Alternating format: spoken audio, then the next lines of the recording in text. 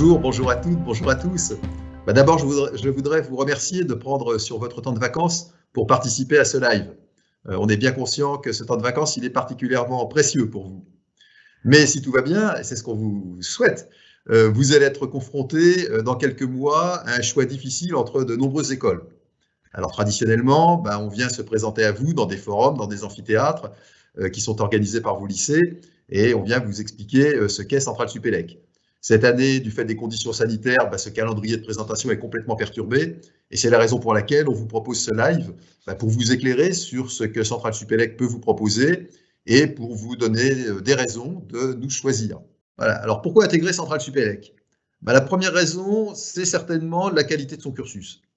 On a une promotion qui est très nombreuse. Cette année, on a accueilli une promotion de 950 élèves en première année.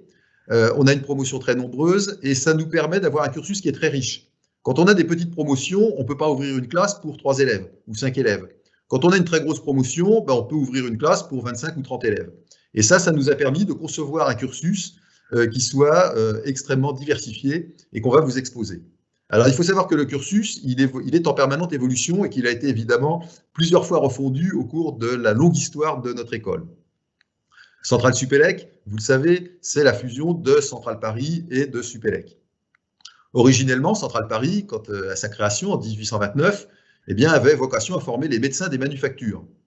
Tout un programme quand on voit ça maintenant.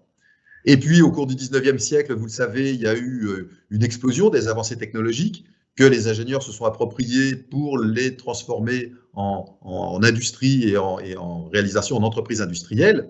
Et puis, ces avancées technologiques ont été marquées en particulier par la révolution de l'électricité.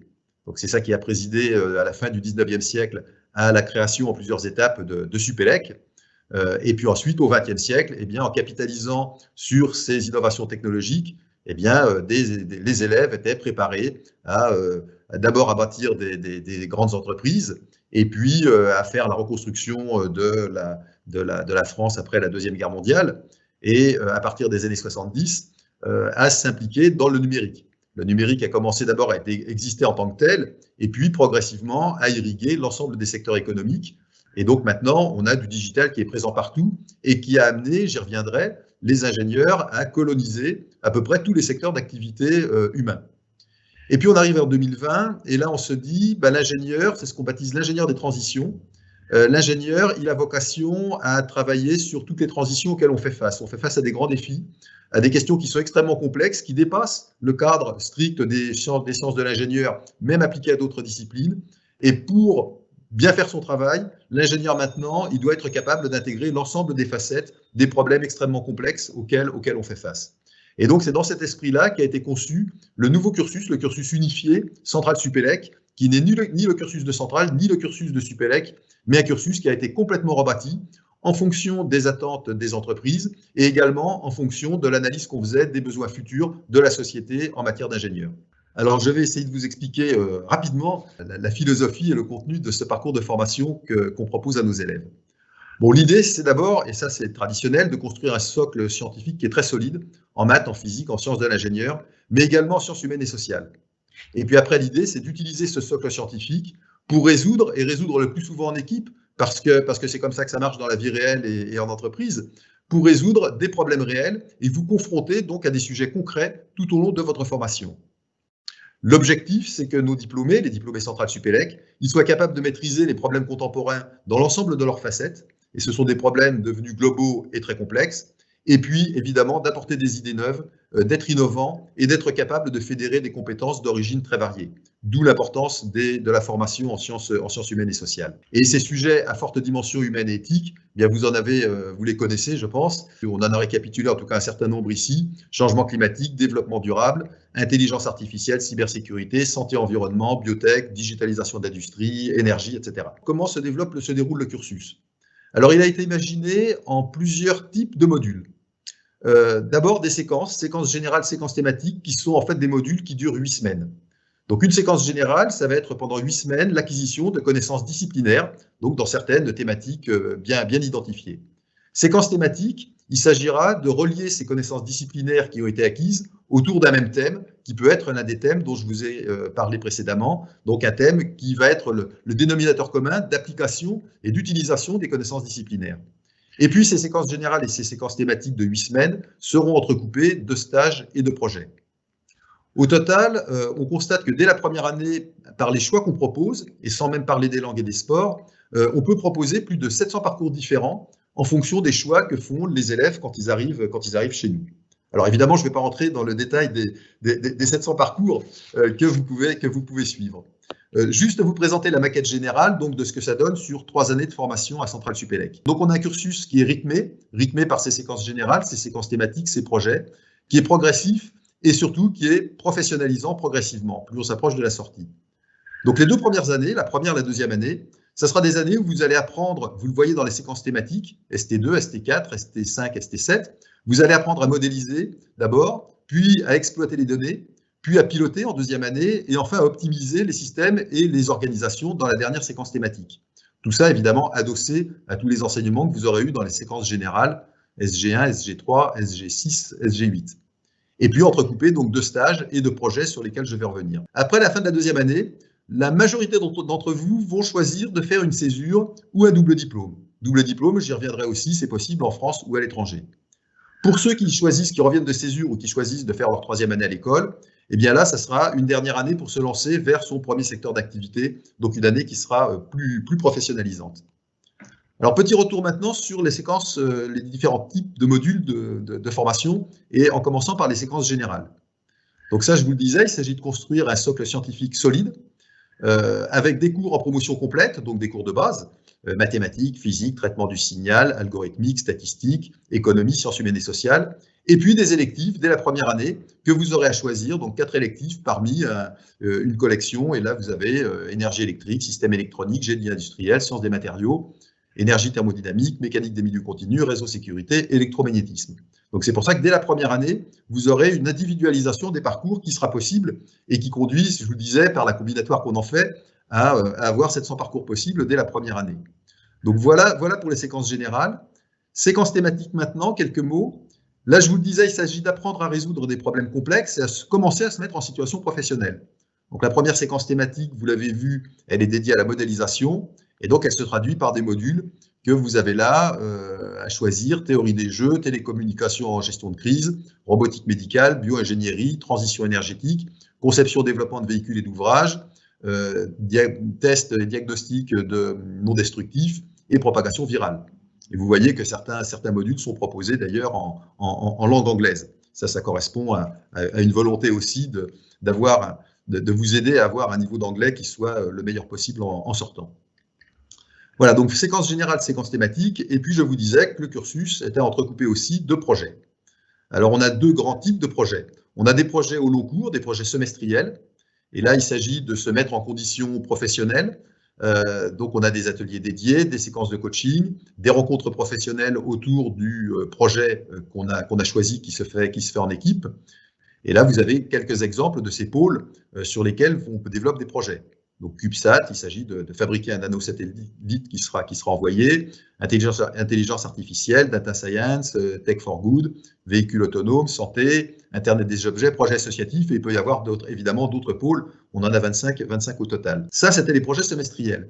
Après, vous avez aussi les projets en temps limité, parce que dans la vie réelle, on est souvent obligé de réagir très vite, d'innover rapidement, de maîtriser très très rapidement les enjeux pour apporter une réponse. Alors ça se traduit par exemple par les Coding Weeks. Donc on a 2 semaines en novembre, c'est en première année, donc peu de temps après la rentrée. Vous aurez 2 semaines pour fabriquer un programme informatique qui marche, donc une application, mobile, iOS ou Android. Voilà, vous avez des exemples, 2048 et autres jeux, détecteur d'insultes sur Twitter. Voilà, il s'agit de faire en 2 semaines, en groupe là aussi, mais un outil qui fonctionne.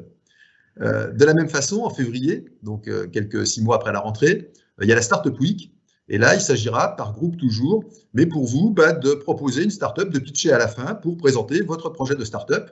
Et éventuellement, d'ailleurs, s'il est crédible et si vous y croyez et si vos encadrants y croient, après, vous pourrez tout à fait continuer à le développer, voire le lancer en 3e année, j'y reviendrai.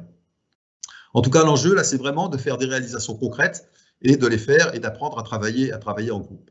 Voilà, donc ça, c'était les 2 premières années, séquence thématique, séquence générale, projet.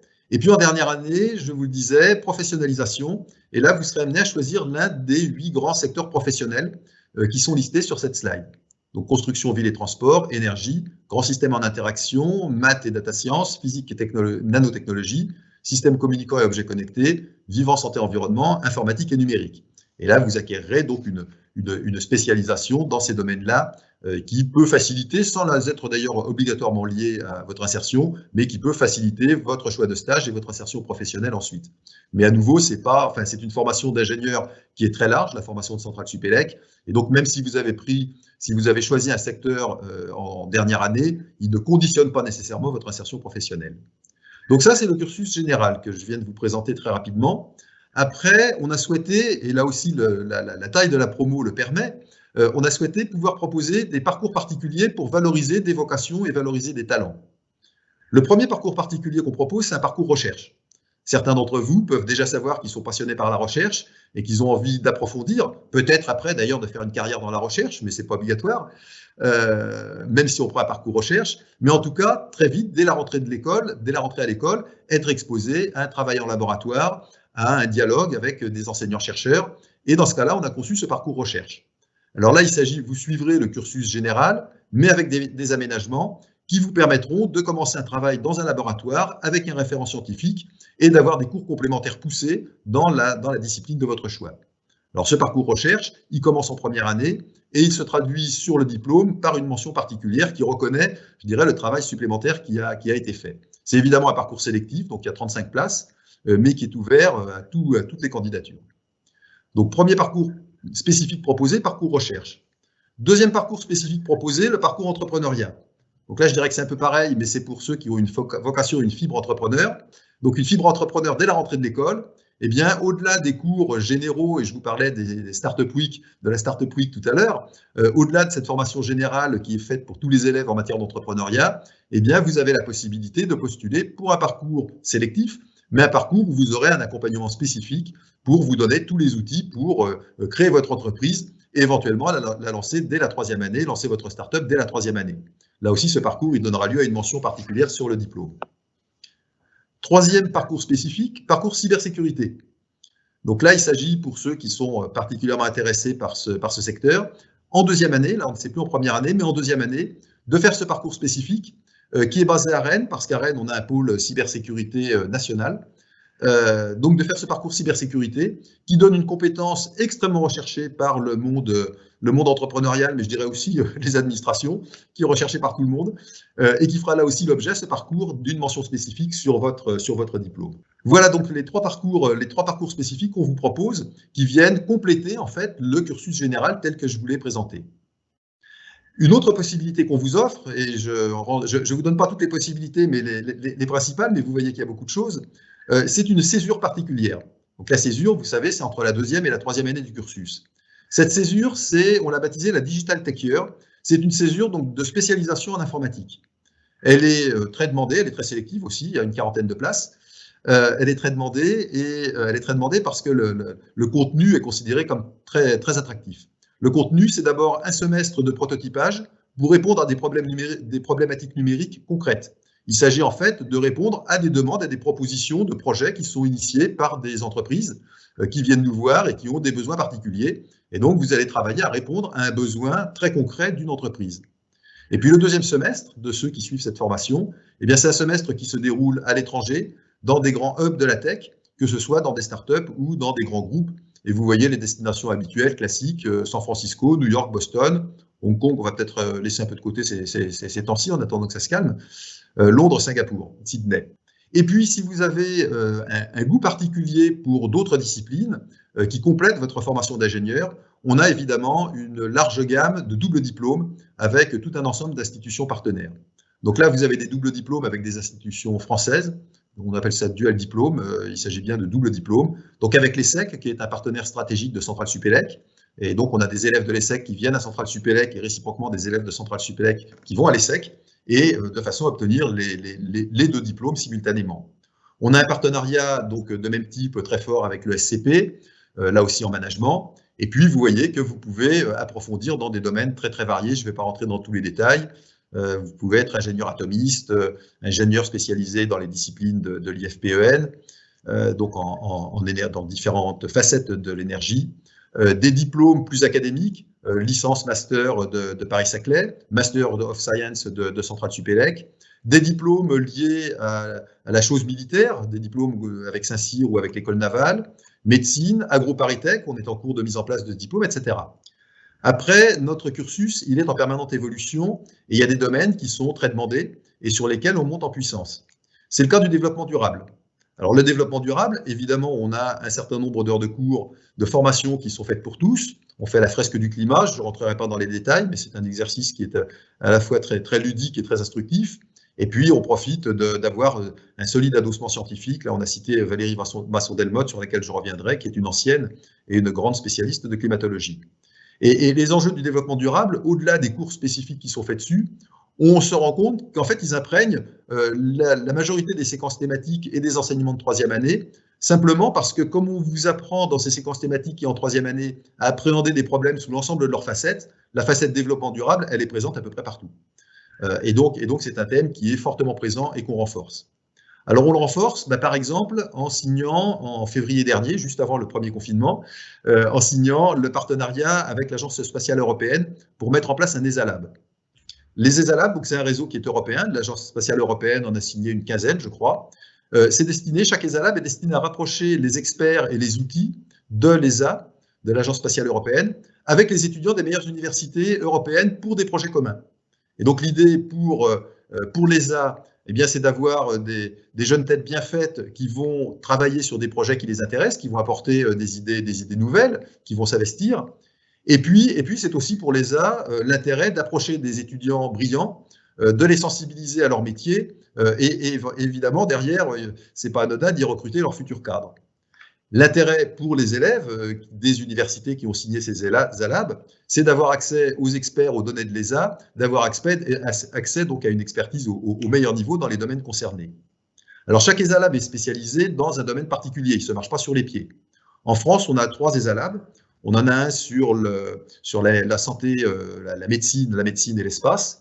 On en a un sur l'économie du spatial à HEC.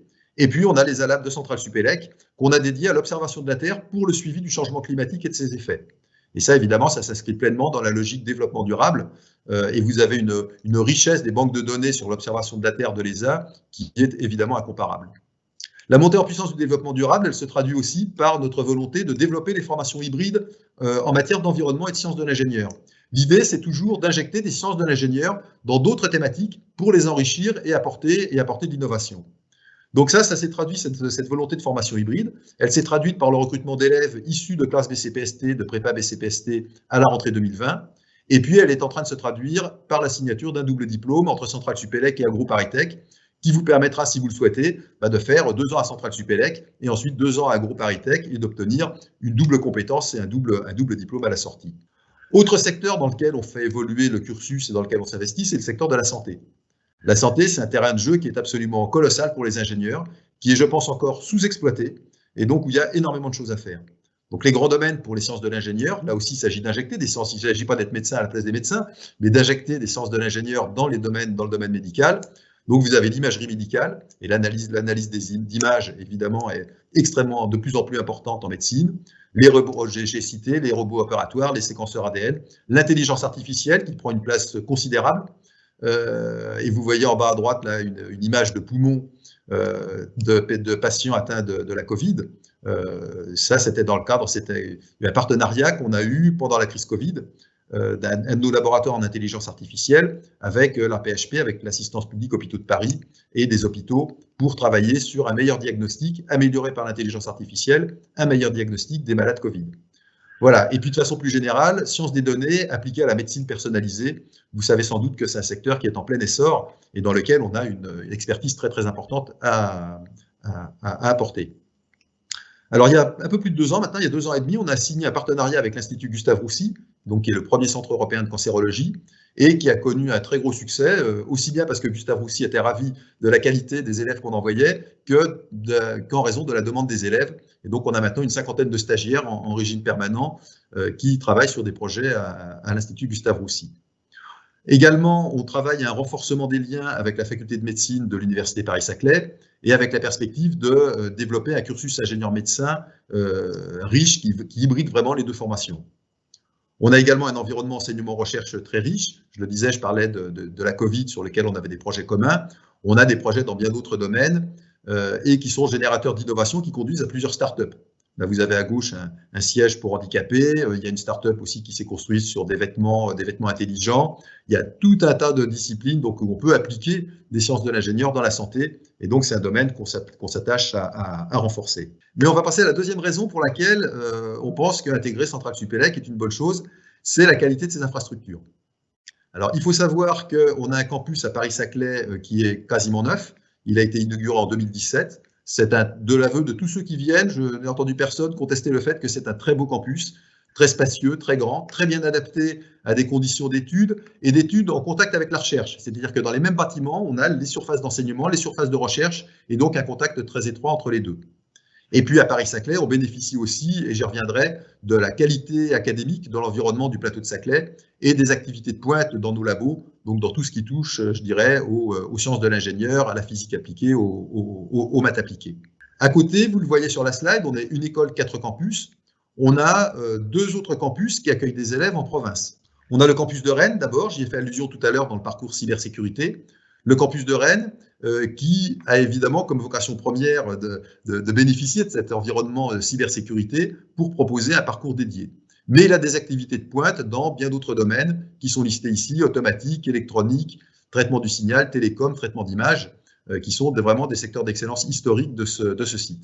En outre, ce site, il est dans une ville étudiante très renommée, une très grande ville étudiante, et on a le métro qui va ouvrir devant le campus l'année qui vient, en 2021, et qui mettra le centre-ville à quelques minutes du campus, ce qui renforcera encore son attrait. Troisième campus sur lequel des élèves ingénieurs sont présents, le campus de Metz.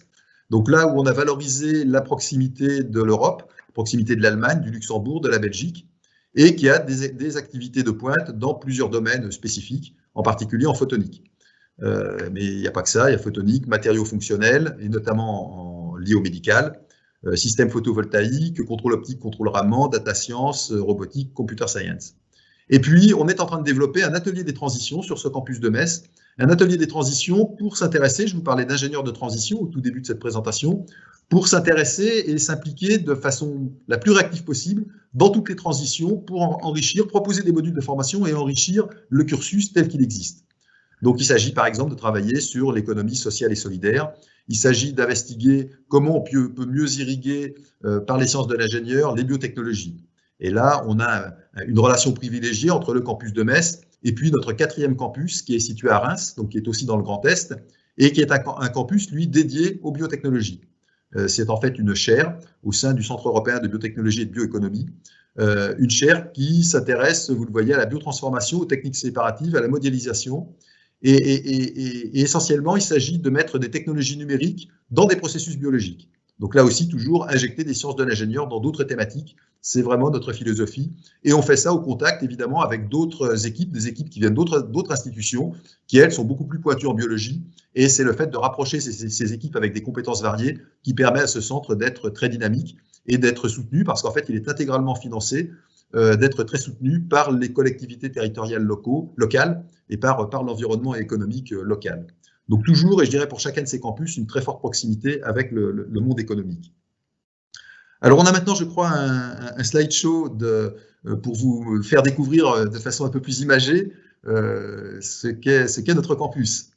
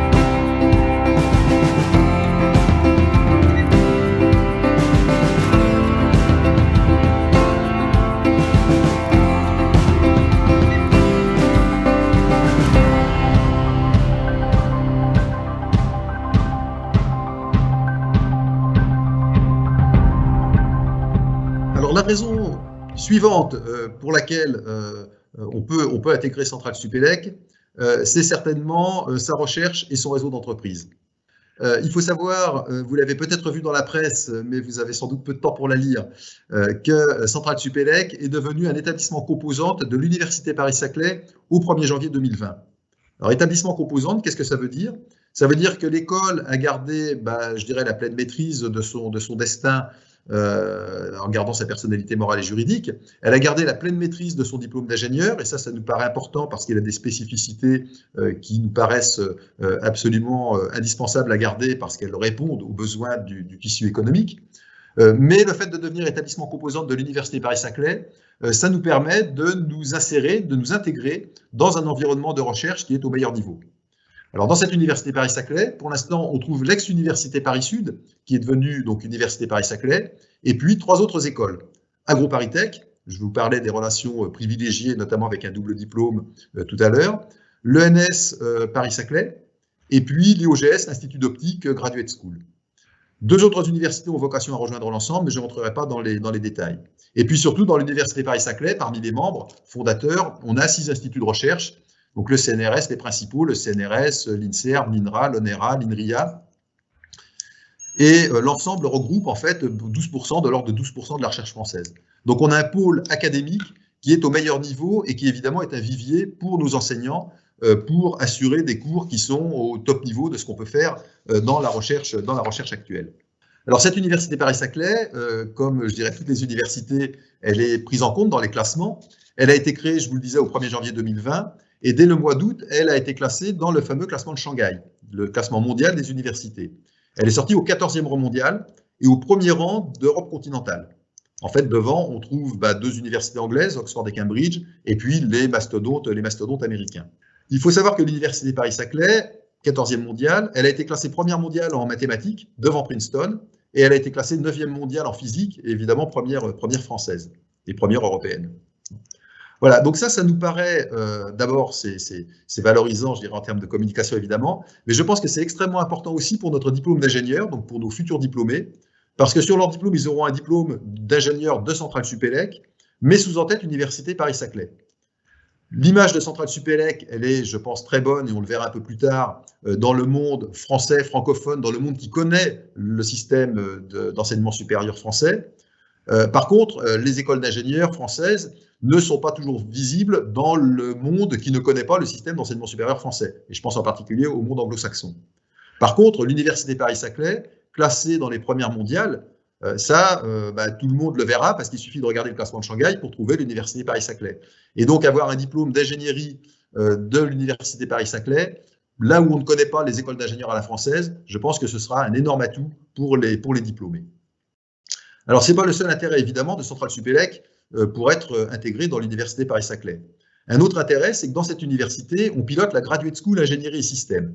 Alors, il faut savoir que l'université, on l'a structurée en Graduate School. Une Graduate School, ça rassemble les formations de niveau master, les formations de niveau doctoral et la recherche.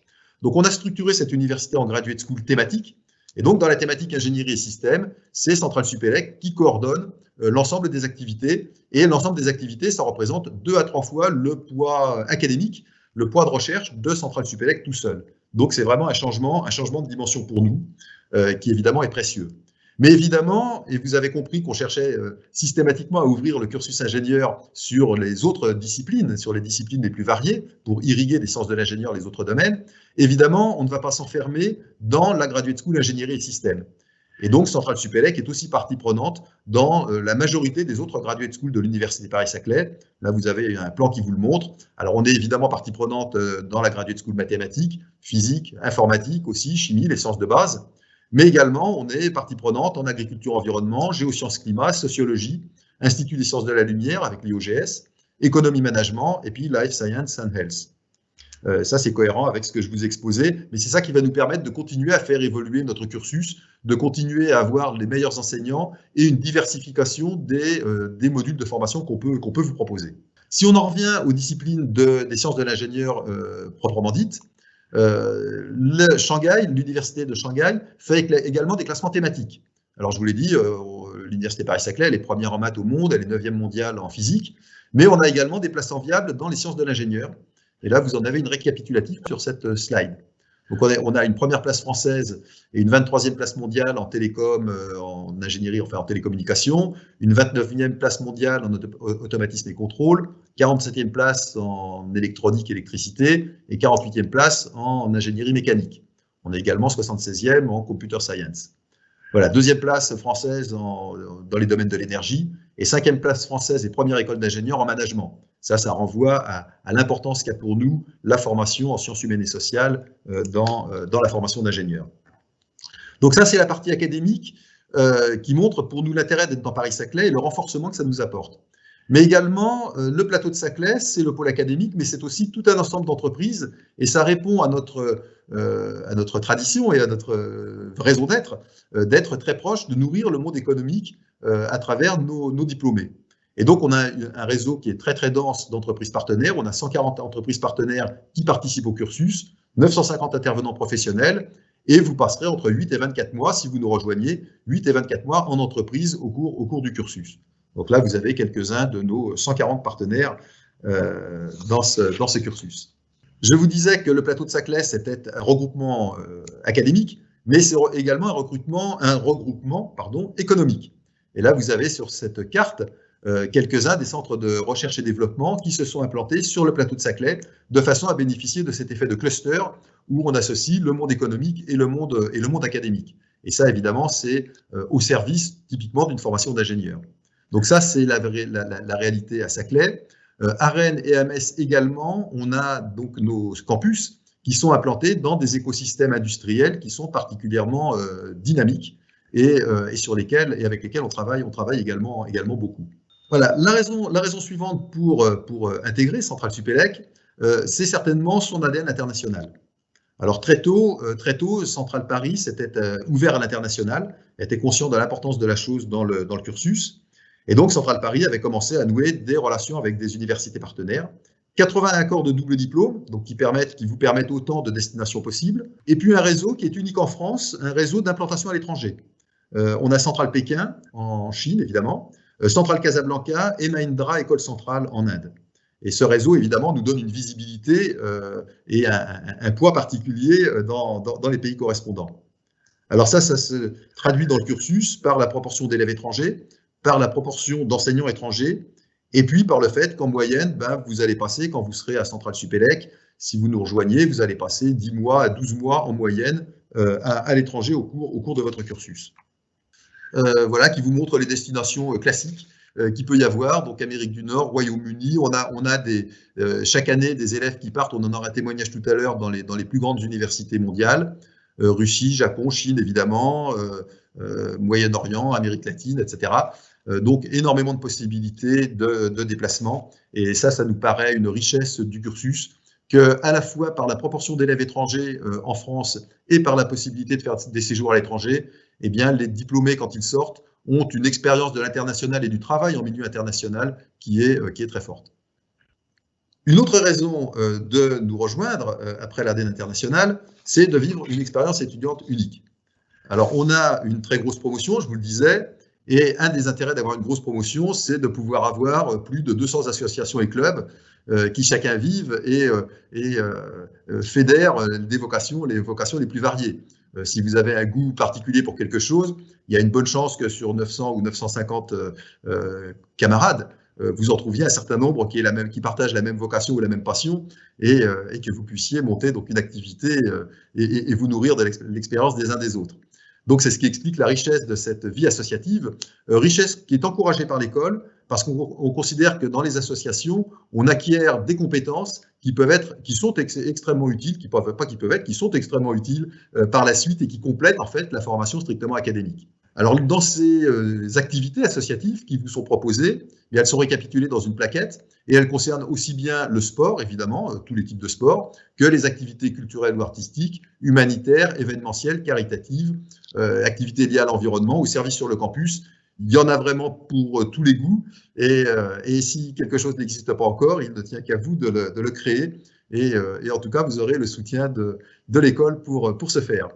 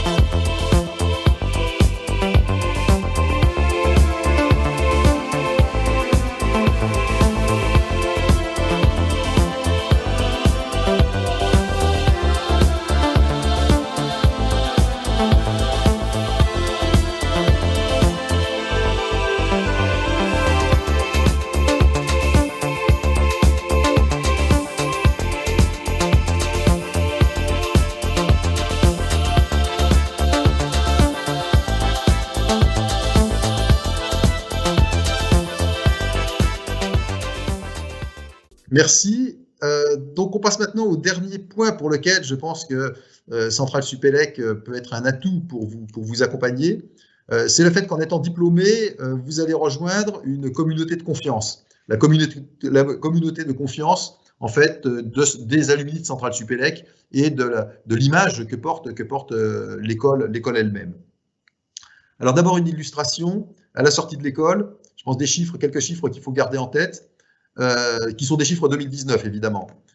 Diplômé à l'étranger, donc un peu plus de 20%, c'est le double du chiffre moyen de la conférence des grandes écoles. Emploi en CDI 96%, nettement au-dessus des 83% du chiffre moyen de la conférence des grandes écoles. Et je pense que ça illustre l'appétence des employeurs pour les diplômés de Centrale Supélec. Cette appétence, elle se traduit également par le niveau de salaire qui est proposé. Là, vous avez quelques chiffres qui sont donnés, qui sont illustratifs. Et puis, souligner que les femmes ingénieurs sont très recherchées. Et j'en veux pour témoignage le fait que dans les femmes qui ont été diplômées l'an dernier du cursus central, on avait encore à la sortie un cursus central et un cursus Supélec. Les premiers diplômés du nouveau cursus central Supélec vont recevoir leur diplôme, devraient le recevoir maintenant et vont le recevoir un peu plus tard à cause de la crise sanitaire. Mais en 2019, donc, on avait des diplômés centrales et Supélec. Et je dirais que pour la première fois, on a eu des salaires en moyenne pour les femmes qui étaient supérieurs au salaire des hommes. Ça montre l'attractivité des femmes ingénieurs pour les employeurs. Alors, autre exemple, autre témoignage de la force de la marque Centrale Supélec, c'est le classement du Times Higher Education qui est sorti il y a quelques semaines, je crois il y a une quinzaine de jours. Alors c'est un classement qui est fait, le classement du Times Higher Education, qui est fait auprès de 9000 recruteurs dans 22 pays. Donc c'est vraiment un classement qui est adossé à une enquête assez solide. Et dans ce classement, on sort à la 22e place mondiale, Centrale Supélec, et premier français devant HEC et devant Polytechnique, vous le voyez dans le tableau. On a un autre classement de ce type-là qui est fait par QS, qui est une agence spécialisée, donc qui fait aussi un classement de la réputation auprès des employeurs. Et là aussi, c'est une enquête très très large auprès de 42 000 responsables d'entreprise. Et là, on est sorti à la dernière édition, à la 7e place mondiale de ce classement. Donc je pense que ça montre chez les employeurs la force de la marque Centrale Supélec. En outre, je dirais il y a non seulement la réputation c'est bien, les faits c'est mieux. Et on voit que Centrale Supélec est très présent, les jeunes diplômés de Centrale Supélec sont très présents dans les métiers émergents. Et j'en veux pour témoignage ce classement qui est sorti récemment, qui a été fait sur LinkedIn, qui est sorti récemment, qui montre que Centrale Supélec est l'école la plus représentée. Les diplômés de Centrale Supélec sont les plus nombreux dans les startups qui ont levé plus de 10 millions d'euros l'année dernière. Donc ça aussi, c'est un témoignage, je pense, c'est une récompense aussi pour l'investissement que fait l'école et que font les équipes en matière d'entrepreneuriat pour accompagner les élèves au cours de la scolarité. Quelques alumni maintenant pour vous montrer la diversité des parcours qui sont possibles. Alors Alexis Lecoq, qui est parti aux États-Unis et qui a cofondé Datadog, donc une société informatique spécialisée qui a été une des premières, je dirais, issue d'un diplômé français, valorisé plus de 10 milliards de dollars au Nasdaq en septembre 2019. Valérie Masson-Delmotte, j'y faisais allusion tout à l'heure, qui est une paléoclimatologue au CEA, qui est vice-présidente d'un des groupes de travail du GIEC, du groupe intergouvernemental sur le climat, et qui participe aux enseignements de l'école et qui est une scientifique extrêmement reconnue. Bon, Carlos Tavares, PDG de PSA, on ne le présentera pas. Delphine Ernotte, présidente de France Télévisions, vous voyez que les sciences de l'ingénieur, ça mène à tout. Et Delphine Ernotte, qui est également présidente de notre conseil d'administration. Étienne Klein, vous en avez peut-être entendu parler, il est l'auteur de très très nombreux livres, c'est un grand conférencier, chroniqueur à la radio, il a animé des émissions à la télé, donc physicien et philosophe des sciences, parce qu'à côté, il a fait une carrière de scientifique de très bon niveau dans le domaine de la physique des particules, de la physique et de la physique quantique. Enfin, Thierry Breton, qui est aussi un diplômé de l'école, vous voyez, commissaire européen maintenant, ancien PDG d'Atos, qui lui aussi a fait une carrière très riche et très diversifiée. Catherine McGregor, qui vient d'être nommée directrice générale d'Engie, donc, mais qui est actuellement la seule femme dirigeante du CAC 40. Et qui, elle, a fait une carrière industrielle. Elle était chez Schlumberger elle a fait une grande carrière chez Schlumberger avant de rejoindre, après une étape de rejoindre Engie. Stéphane Bancel, PDG de Moderna. Alors, je pense que vous avez entendu parler de Moderna. Donc, Stéphane Bancel, qui était depuis l'origine patron de cette start-up Moderna en 2010. Il a rejoint Moderna en 2010. Il dirige Moderna depuis 2010. et Moderna qui, en quelques mois, a acquis une renommée mondiale. Et puis Karim Duval, ancien cadre, qui est humoriste et comédien. Donc vous voyez que l'éventail des possibles quand on sort de l'école, il est extrêmement large, et je dirais que ça répond à notre souhait et à notre vocation d'aider chacun d'entre vous, enfin chacun de ceux qui nous rejoignent, à trouver sa voie, à trouver sa vocation, et puis à s'y épanouir et à y réussir, parce qu'en général, c'est quand on fait ce qu'on aime qu'on réussit. Voilà, je ne serai pas plus long, j'ai déjà été très long. Donc, les informations pratiques, vous les retrouverez sur notre site internet pour le concours, ainsi que le calendrier que vous avez en dessous. Merci. Et puis maintenant, un peu la parole aux jeunes. Vous en avez sans doute assez d'entendre quelqu'un qui n'est pas de votre génération. Donc, je passe la parole à nos élèves pour qu'ils puissent témoigner.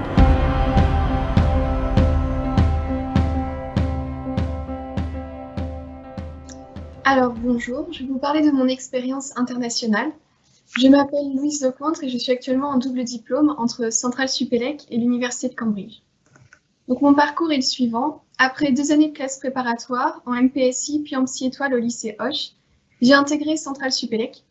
Donc j'ai passé les 2 premières années du cursus de Centrale Supélec sur le campus de GIF entre 2018 et 2020 et je réalise ma dernière année à l'Université de Cambridge.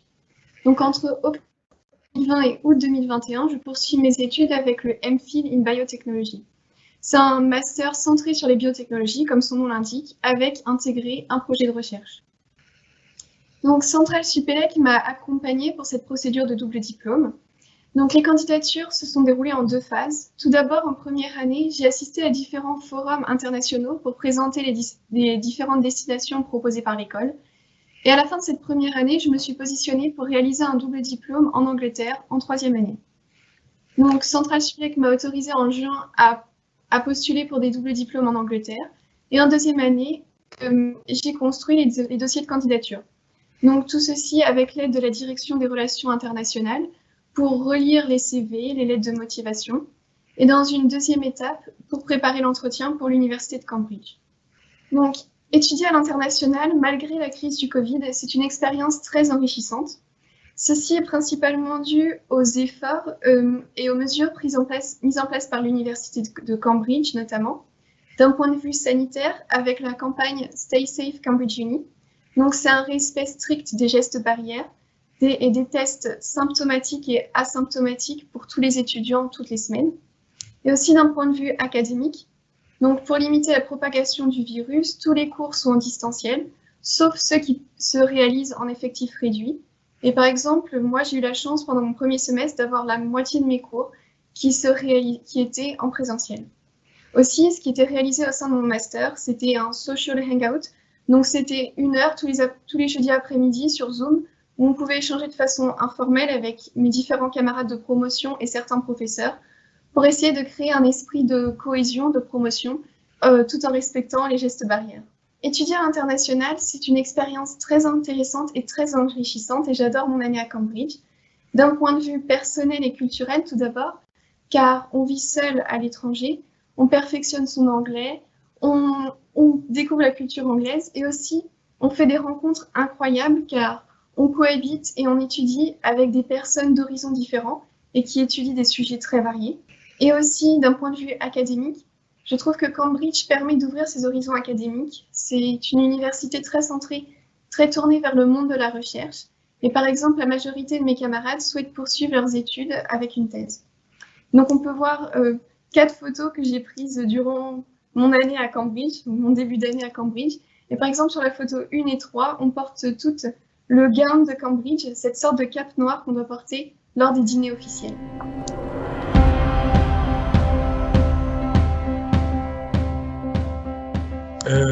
Moi, je vais vous partager mon expérience donc plutôt associative. Je m'appelle Jean Delois, je suis élève en 2e année et je suis actuellement le président donc, du WAY, c'est l'association qui gère l'intégration des premières années sur le campus, donc qui a eu lieu cette année sur les 2 premières semaines de septembre. Alors l'intégration, quels sont les objectifs? Ça concernera une partie d'entre vous directement l'année prochaine.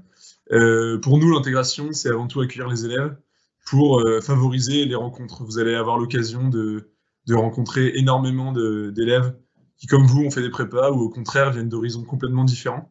comme voilà, les cursus universitaires. Et ces 2 semaines d'intégration qu'on appelle les Well Weeks ont pour but de brasser en fait donc votre nouvelle promotion pour briser les groupes déjà faits et permettre la création de nouvelles amitiés ou juste de nouvelles connaissances. Un des objectifs principaux aussi, c'est réussir en fait votre entrée dans la communauté centralienne, vous faire découvrir ce qui vous attend et vous donner un avant-goût de l'année haute en couleurs, voilà, qui va animer en fait chacun de vos mois sur le campus. Donc à travers ça, on veut vous faire découvrir la richesse de l'associatif et surtout la taille de l'associatif, puisque qui dit grosse promotion dit gros projet et de grosses ambitions pour tout ce qui est réalisé au niveau associatif sur le campus, et vous aurez l'occasion de le découvrir. Et c'est aussi une façon de vous donner envie de reprendre le flambeau ensuite, donc pour préparer les recrutements qui arrivent très vite. Hein. Vous allez pouvoir intégrer des associations dès la fin du mois de septembre et du mois d'octobre. Donc voilà, on vous présente toutes ces assos et on vous donne envie d'y participer ensuite.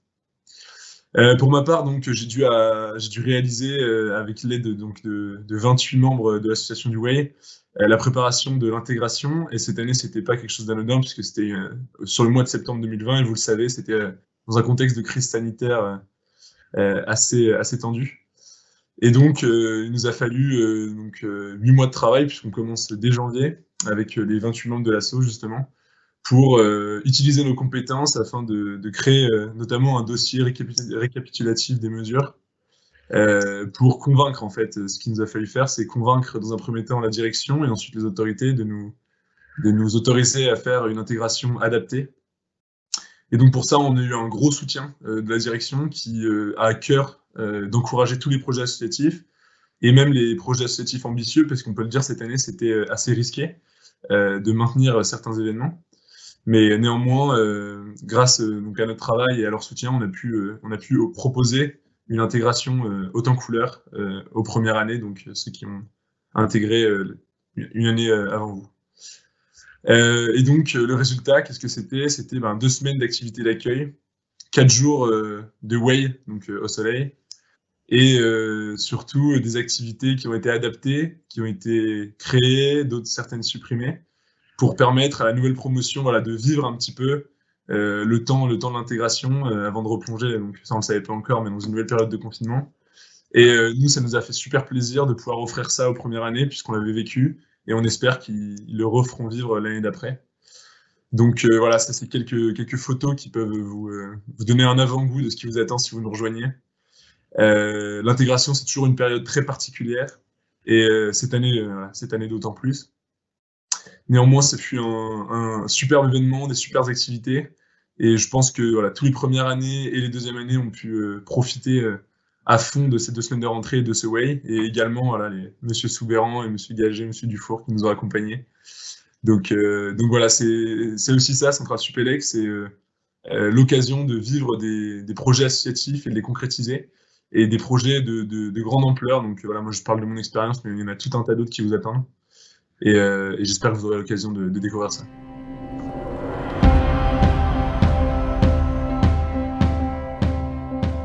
Bonjour à tous, je suis très heureux de pouvoir vous parler aujourd'hui. Et la première chose qui me vient à l'idée, c'est que je suis nostalgique de voir tout ce que notre école fait et à quel point c'était génial, vraiment que des bons souvenirs, une école fantastique, vraiment fantastique.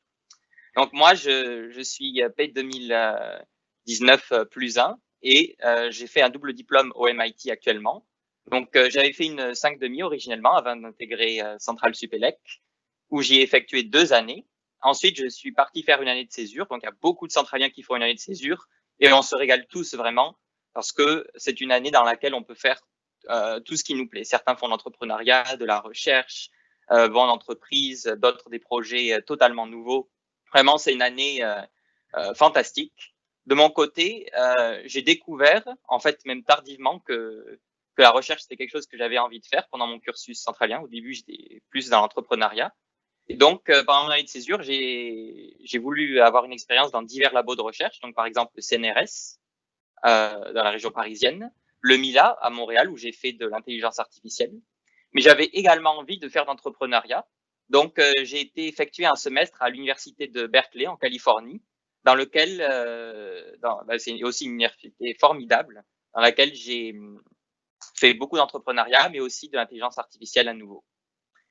Et à la fin de cette année de césure, j'ai été accepté dans un master de recherche au MIT, dans lequel je fais, pour ceux qui connaissent, une discipline qui s'appelle Operations Research, recherche opérationnelle en français, mais vous pouvez plutôt comprendre sous machine learning. Et j'adore tellement maintenant mon expérience là-bas et la recherche que j'ai décidé de continuer dans un doctorat. Et il se trouve que les Français sont extrêmement appréciés à l'étranger, où que j'aille. Je vois à quel point notre formation est reconnue, à quel point on est bon en informatique, on est bon en maths, notamment grâce au prépa. Donc c'est une période difficile, mais qui va payer en fait toute votre vie et qui va vous rendre au centuple tout ce que vous avez donné dans votre vie future. C'est vraiment aussi grâce à l'école centrale Supélec que j'ai pu partir à l'étranger et j'en suis encore toujours reconnaissant à tout le personnel et tous les professeurs qui m'ont aidé à partir, et également à tous les alumni et autres étudiants. Parce que la force de notre école, c'est beaucoup son réseau.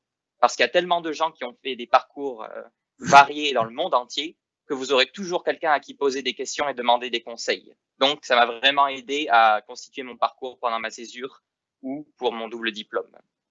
Et donc, les anciens élèves sont toujours prêts à aider les nouvelles générations. Et moi-même, je le fais chaque année. Chaque année, il y a une quinzaine d'élèves qui ont envie d'aller au MIT et qui me contactent. Et c'est toujours avec plaisir que je les aide à constituer leur dossier, que je les réoriente vers d'autres amis si besoin, ou même que j'aide beaucoup d'amis à aller faire de la recherche, soit CNRS, soit Mila.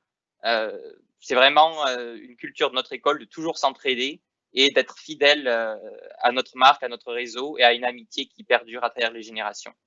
Et notre formation, elle est reconnue partout à l'étranger. Et même notre école, elle se fait connaître de plus en plus au MIT. Et quand on dit, tu viens de Centrale, je dis, oui, voilà, les gens, ils savent déjà que vous êtes bon. Enfin, c'est même devenu le cliché, si vous êtes français et centralien, vous êtes quelqu'un de très fort. Et donc, l'année dernière, cette année, en fait, a été très spéciale. Et donc, c'est un contexte de Covid. Et aux États-Unis, on a été encore plus touchés qu'en France. Mais pour autant, on peut continuer à vivre sa vie. Donc, le Massachusetts, les gens sont quand même assez respectueux des règles. Moi, par exemple, je me suis remis à fond à la photographie parce que la ville de Boston est une ville aussi fantastique dans laquelle il y a quand même beaucoup de parcs et on peut s'amuser. Et les photos que vous voyez à droite ont toutes été faites dans le Massachusetts à moins d'1 heure de voiture. Donc, il y a vraiment moyen de s'éclater dans la région de Boston à l'étranger, de continuer à voir ses amis en respectant les gestes barrières et de toujours créer un esprit de communauté à travers des événements virtuels, par exemple, ou bien pouvoir se rencontrer. Parce qu'au MIT, justement, nous sommes testés très régulièrement contre le Covid, ce qui nous permet de se sentir déjà plus en sécurité et de pouvoir avoir des petits noyaux de groupes d'amis qu'on peut voir régulièrement. Étudier pendant le Covid, c'est aussi, ça change la vie. Alors moi, je fais énormément de recherches puisque je suis étudiant en PhD en ce moment. Et par la force de ce que j'ai appris pendant ma prépa et pendant mes années centraliennes, je peux en fait faire tout type de recherche. Et chaque année, je fais des nouvelles sortes de recherches. Par exemple, quand je suis arrivé, j'ai commencé par faire des prévisions météorologiques. J'avais jamais fait de météo, mais avec tous les cours de physique statistique, avec les cours de physique ou les cours de thermodynamique, finalement, j'ai pu utiliser toutes ces connaissances. Et aujourd'hui, je fais de la prédiction d'ouragans et mes algorithmes d'intelligence artificielle sont au même niveau que ceux du gouvernement américain. Et ça, grâce à tout l'enseignement que j'ai pu recevoir. Je fais également même de la médecine, alors que j'avais jamais fait de médecine de manière particulière. Mais pareil, j'utilise des outils d'intelligence artificielle pour, par exemple, prédire des cancers à partir d'IRM ou d'autres sortes de données médicales. Comme j'adore la vie sauvage, je fais aussi des algorithmes de reconnaissance d'espèces et ce de manière automatisée. Ça, je collabore avec des labos du monde entier pour développer par exemple des caméras autonomes et reconnaître les animaux sauvages directement. Tout ça, je fais ça avec de l'intelligence artificielle. Et enfin, j'ai plein de projets assez théoriques où justement tout le bagage mathématique que j'ai acquis pendant mes années d'études en France se révèle très utile.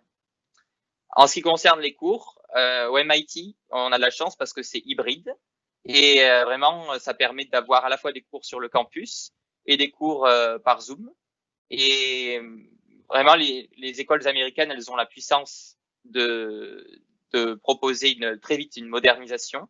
À l'école centrale aussi, d'ailleurs, j'ai entendu parler. Et donc, ça nous permet quand même de continuer à avoir des cours très actifs et encore même modernisés. Et on a tous des règles spéciales pour garder tout le monde en sécurité, comme par exemple les tests dont j'ai parlé. Donc, en conclusion, ce que je peux dire, c'est que la formation que j'ai reçue, elle est vraiment exceptionnelle. Les amitiés que j'ai forgées, elles perdurent. C'est un réseau qui vous suivra toute votre vie, des amitiés qui vont vous aider à grandir. Et j'ai vraiment adoré ma scolarité à Centrale.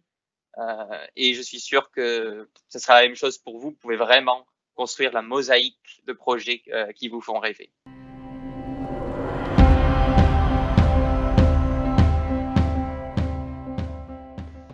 Effectivement, il y a dès la première année, on l'a vu tout à l'heure dans les transparents, des cours de sciences de l'ingénieur orientés vers la mécanique des milieux continus, par exemple.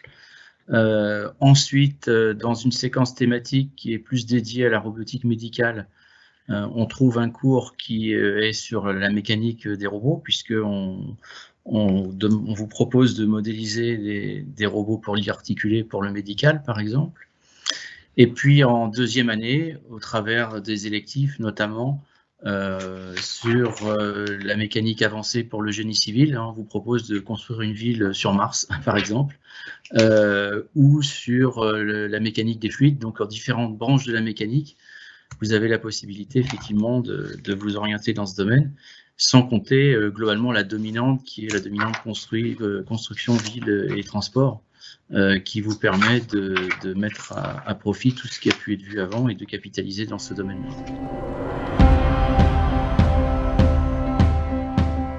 Alors, il n'y a pas encore de double diplôme en médecine. C'est pas vraiment un double diplôme, c'est une possibilité de suivre, de court-circuiter en fait le début du cursus de médecine et de suivre les études de médecine après avoir suivi le cursus à Centrale Supélec.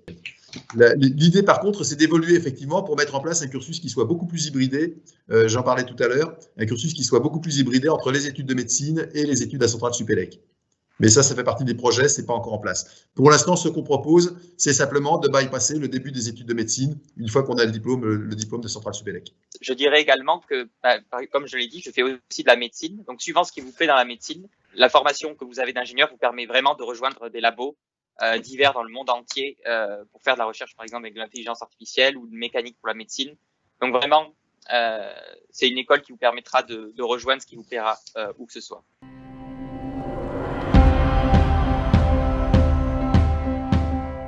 Alors, il y a des liens même très forts, mais des liens qui sont en fait largement informels, même si ce n'est pas mal perçu de l'extérieur. On a un groupe des écoles centrales, qui est une association, qui est une structure extrêmement légère, et je pense que c'est pour ça qu'elle est efficace. Souvent, quand on a des structures de gouvernance commune qui sont lourdes, ça embolise plus que ça n'aide à avancer. Et en fait, cette structure légère du groupe des écoles centrales, c'est elle qui a permis de structurer les écoles centrales à l'étranger, les 3 dont je parlais, à Pékin, en Inde et à Casablanca. Et c'est ce groupe des écoles centrales qui également pilote le concours commun, le concours Centrale Supélec. L'école centrale, il nous sert à nous coordonner sur toutes les évolutions, à discuter, à enrichir nos points de vue et à les faire converger, que ce soit en matière de politique de site, que ce soit en matière de réforme des prépas. On se coordonne et je dirais que quand on parle en tant que groupe des écoles centrales, on a évidemment plus de poids dans le paysage, plus de poids vis-à-vis du ministère de tutelle que quand chaque école parle séparément. Mais c'est une structure très légère. Donc, c'est essentiellement un club d'écoles qui sont distinctes les unes des autres. Chacune est un établissement composante, mais en étant réunis, effectivement, sur un certain nombre de sujets, on peut faire des choses qu'on serait incapable de faire seul.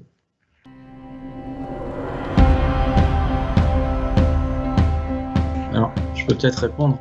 Le parcours InfoSec, donc c'est un parcours qui démarre en deuxième année, donc sur 2 ans, deuxième et troisième année, et qui est vraiment spécialisé avec à la base une partie qui est plus informatique, où on a des compétences très fortes dans tout ce qui est lié à l'architecture, les systèmes informatiques, la programmation, et un début de sécurité informatique. Mais c'est surtout la troisième année où le certificat qui est fourni à la fin de la troisième année en cybersécurité est vraiment le certificat que tous les employeurs recherchent dans le domaine. Donc c'est vraiment la spécialisation de pointe en Europe, mais même au monde en termes de cybersécurité vis-à-vis des employeurs.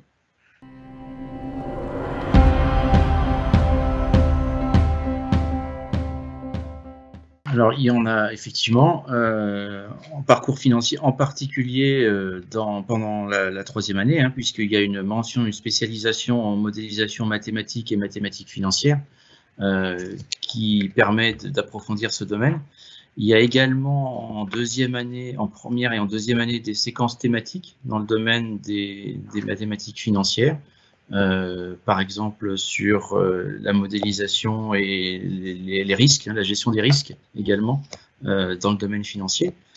Il y a dans cette mention de troisième année dont je parlais, la possibilité aussi de faire un actuariat qui est là aussi une passerelle qui est ouverte, parce que ça réduit très largement le temps d'études. Normalement, c'est une formation qui est beaucoup plus longue une fois que le diplôme d'ingénieur est acquis, alors que là, c'est quelque chose que l'on fait en parallèle et qui, si ça vous intéresse, vous donne aussi des portes en actuariat. Sur la finance, j'ai beaucoup d'amis à l'étranger qui font des masters de finance et qui sont extrêmement prisés des employeurs. Et donc, vraiment, l'école centrale aussi est reconnue pour la finance. Et vous pouvez également avoir toutes les portes ouvertes.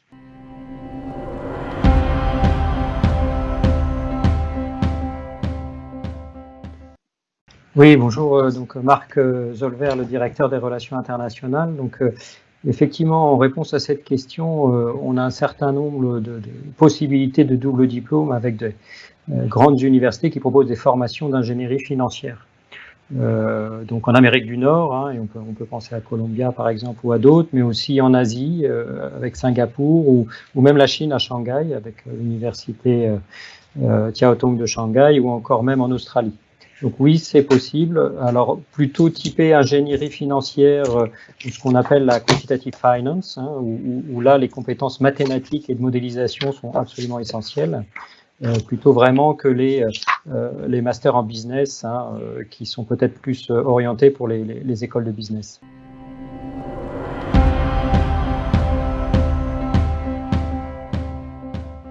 Je pense qu'on a vu un peu des chiffres tout à l'heure dans les transparents. J'aurais tendance à dire que c'est entre 15 et 20% hein, globalement.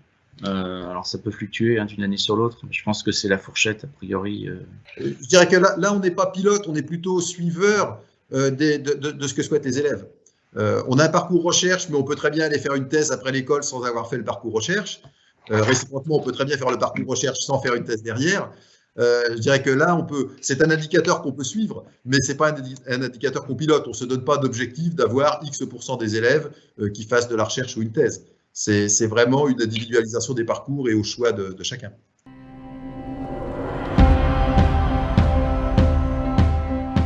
J'avais essayé d'illustrer la chose avec quelques figures d'alumni. Honnêtement, en général, à la sortie, on est plutôt dans des pratiques, dans des outils, je dirais, de l'ingénieur et des outils scientifiques ou techniques. Mais après, c'est vraiment ce qu'on fait de sa vie. Et quand on regarde les parcours de beaucoup d'anciens, j'en ai présenté que 9 sur 45 000, mais quand on regarde les parcours de beaucoup d'anciens, on trouve vraiment des choses très, très variées, en fonction des opportunités, en fonction des goûts. Et je crois que l'exemple de Léonard, il est bon de ce point de vue-là. On apprend en marchant et on découvre au fur et à mesure.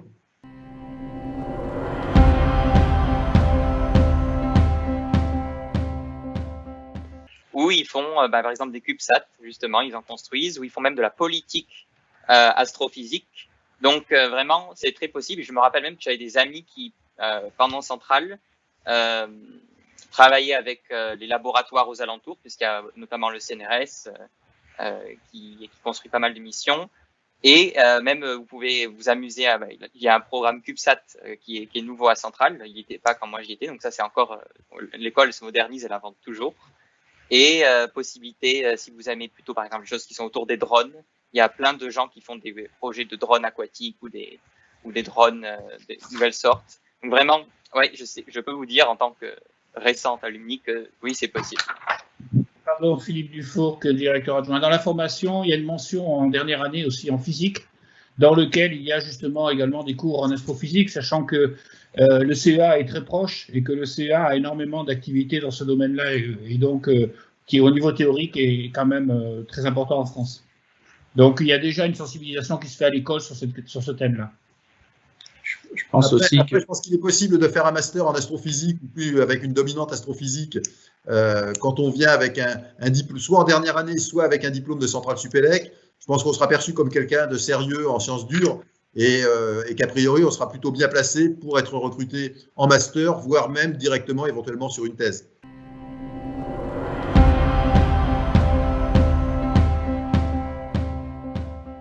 Alors, je vais répondre. On a effectivement, on l'a vu tout à l'heure, une dominante énergie, donc qui débouche sur le secteur d'activité de l'énergie. Et dans cette dominante, en spécialisation, on a 4 mentions qui balayent un peu tout le cycle de l'énergie, depuis l'extraction, la production, le transport, jusqu'à l'efficacité et le démantèlement. Donc, il y a une spécialisation plus sur les ressources énergétiques, une autre sur tout ce qui est réseau d'énergie, en particulier les smart grids, les microgrids, une sur l'efficacité énergétique et enfin une autre qui est liée à tout ce qui est énergie et environnement durable, qui donne une palette complète de l'ensemble des thématiques de l'énergie en général. Merci à nouveau d'avoir participé à ce live. On y est très sensible. On espère que ça a contribué à répondre à vos questions, que ça vous a aidé à éclairer les choix que vous serez amenés à faire dans quelques mois. Et puis, on vous souhaite des très bonnes vacances. Ce sera peut-être les dernières vraies vacances où vous pourrez avoir quelques jours pour vous avant la longue ligne droite qui mène au concours. Et donc, on vous souhaite une très bonne année l'an prochain. Et puis, on aura beaucoup de plaisir à vous accueillir sur le campus si c'est votre choix et si ça marche au concours. On aura beaucoup de plaisir à vous accueillir sur le campus en septembre. Voilà, merci. Bonne fin de journée et puis très bonne fête.